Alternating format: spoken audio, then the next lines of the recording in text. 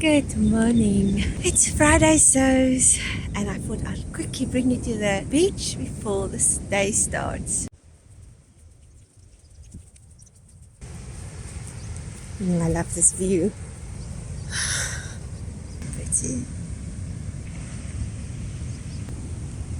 I thought I would bring you to the beach this morning, just quickly before I start working. It's going to be cloudy later on, but for now, if you can see behind me, we are waiting for the sun to show its beautiful face. It's such a beautiful morning. It's quite misty and overcast, but it's already very humid. Hence the outfit. It's just been too hot for something else. But look at this.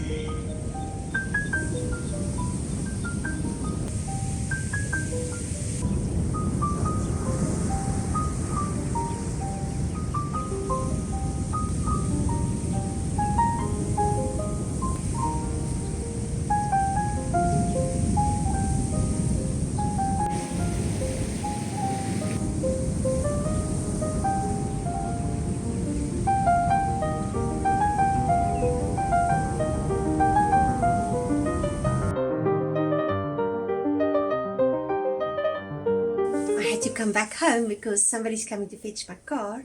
There's something on the wheels that's scraping. So I would have liked to do the whole Friday sew on the beach, but that's not going to happen today. This is a jumpsuit. I didn't make it recently. I made it long ago.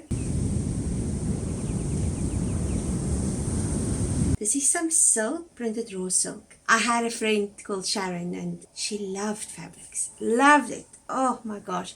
But not just any fabric. She liked silks and cotton velvet or silk velvet or like linens. All the fabrics that I also adore. She used to live in another city and she had access to all these amazing fabric waste places. And then she would find these beautiful pieces of fabric.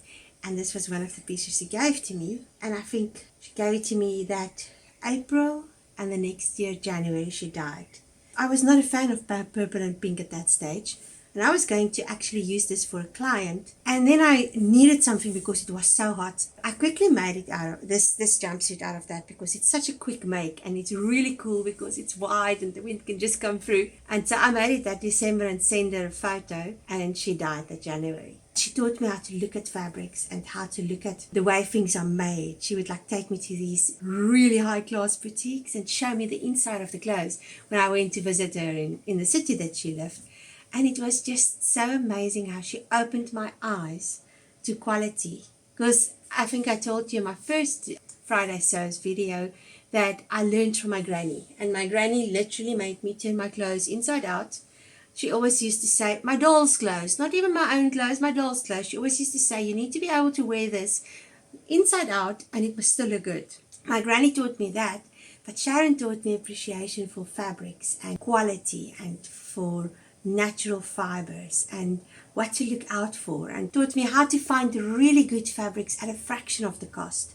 And yes, whenever I wear this, I think of her. Oh, that was a rambling rabbit hole. Let's talk about Friday Sews. I finished my green dress. Let's start with the obvious one. I finished the green dress. Second time around. Love it. Wore it yesterday to work. It is so pretty. I love walking in it. I love wearing it. It swishes. Swishing is very important. And I will show you it on when I do the video about making it a dress. It's made out of a rayon. I saw on the other one, the one that I saw the lady who bought it and she was wearing it, and after a few washes it made little bubbles under the arms and here, but it didn't look too bad, and I'm quite disappointed in that because this was not a cheap fabric and it creases, but I don't mind. I quite like the creasing effect. My dress, this one, I unpicked it because I need to put piping around the armholes, but I also wanted to get the pattern. So this is a fabric that I got from my friend Elizabeth in America, and she's a natural light photographer and she does beautiful interiors. So if I remember right, she used this in somebody's house. She was commissioned to do a whole house for some lady. And this was the leftover piece. So I took my dress and I cut out this pattern. I could have just copied the pattern, but I wanted it to be exactly like that dress because I love this dress so much. So this is cut out. That fabric it's called Farmstead, the Homestead Collection, exclusively by Waverly. It says you have to dry clean it only, but I've washed it 3 times and it doesn't shrink more the 3rd time I wash it. So I am quite happy to take the chance and make this dress. Because a girl needs a new dress for Christmas. I just have little darts there. And I like to give a little dart under the arm. Sometimes under your arm. And I see it to my clients as well. When you have a sleeveless thing, it actually gapes here. So I find that if you have your dart there, you put a little dart, just a little dart, but it goes in the direction of this dart, point of your boob. Then it fits nicely. It doesn't open or gape or anything like that. So I'm going to do that with this. And then it just gets box pleats. And I've got pockets, always pockets. They weren't completely enough to do the whole pocket. So the front side of the pocket I'll do in that and the back side I'll do in that. And this one is quite a thick fabric. So I'm just going to give it bias binding right around. I really like bias binding because I find facings can get really hot. Because you have the facing, you have the interfacing, and then you have it in. And then it makes it all stiff, and I don't like stiff. So that's what I'm going to do with this. Next thing, I've worked on my jersey. I told you about this in the last one. It was a jersey that came down to almost my knees, and this fabric is just too heavy.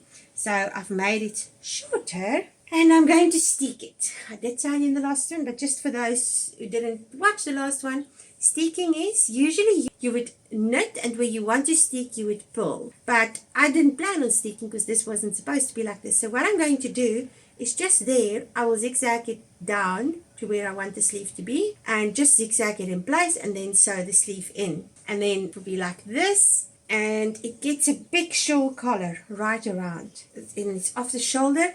And what I'm doing with the sleeves, I'm giving it a saddle sleeve.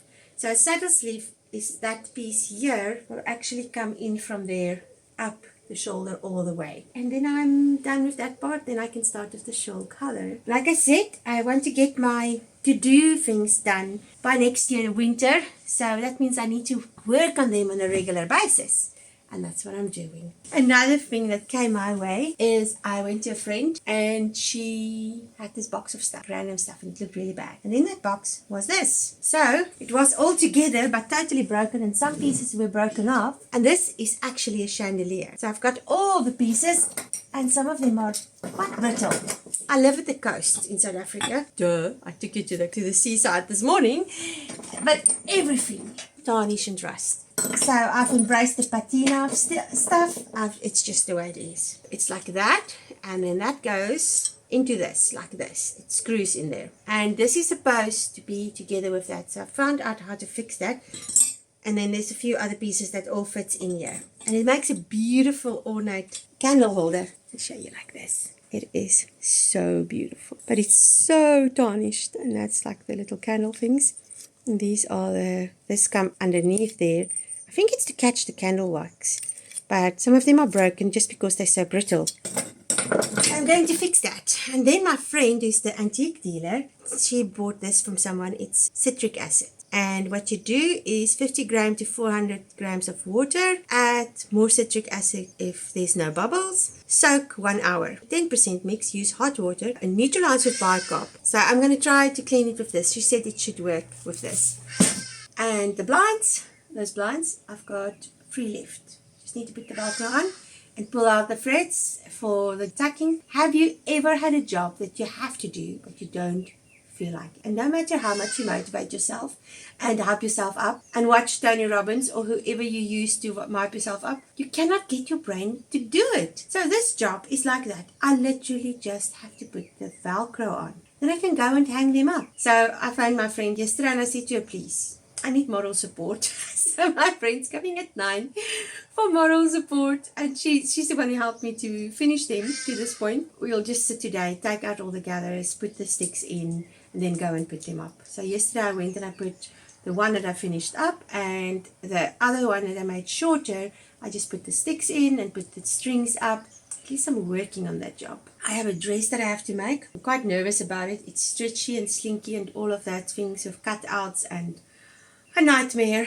But some people like that type of dresses, and that's fine. I can make them. I will put it on Dollar when I'm done. Like I said, I will put the dress on Dollar when I'm done. Dollar is my dressmaker's form. And then I've got some alterations in that corner and the dress to make over there. So I need to get my butt into gear and do that this weekend. So that means I'm not going to work on my own dress because clients pay the bills. And for that reason, I need to finish their things. I have never had a cat this awkward. Kind of have to help him sometimes to sit on your lap or wherever he wants to sit. Anyways, that's it for today. It was so nice spending time with you. I love it if you like this video or subscribe. But my favorite thing is if you share it with somebody you know that would also like it. Goodbye. I've taken out some of my Christmas things. And a friend went to England and she brought back this for me. And I just love it. There were hot chocolate in there. And then she also brought me this little reindeer, which I think is so cute.